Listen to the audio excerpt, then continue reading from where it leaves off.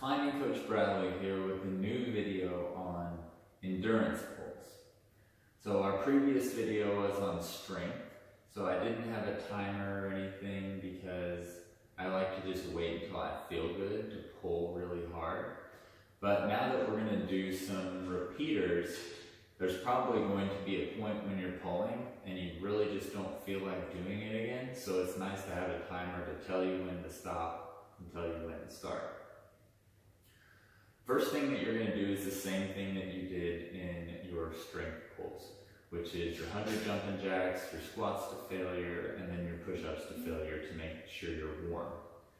Then you're going to do the same sets of pulls that you did for your strength pulls to warm your fingers up. So you're going to do one set of pulling on the jug, on the 20mm edge, and on the 10mm edge easily, and then you're going to do that again at a medium intensity, and then we'll get into our repeaters when you feel like your hands and your body and your fingers are all warmed up.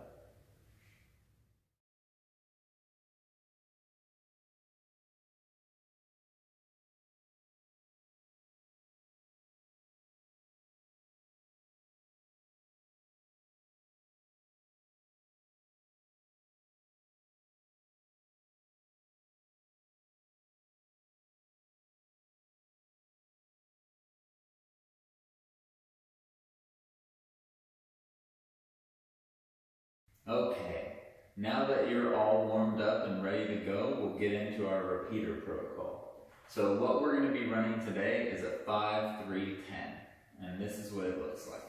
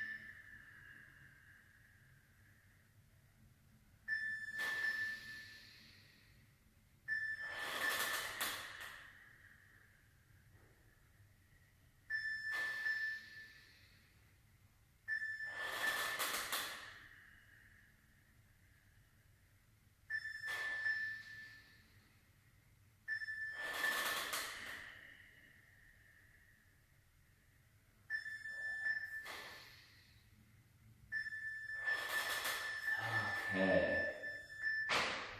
Alright, so that felt pretty good. I'm a little bit pumped at the end of that. A couple of differences between strength pulls and endurance repeater pulls like this is that I'm aiming for about 80% of my maximum on every single one of these pulls. And my goal is not maximum pulling or maximum intensity. My goal is in endurance to keep trying to hit 80% no matter what I feel like. If I feel pumped, I'm trying to hit 80%. If I feel good, I'm trying to hit 80%, or maybe even less at the beginning as I warm up into the harder pulls at the end. I think about doing repeater pulls in terms of the second half of a route if I want to send.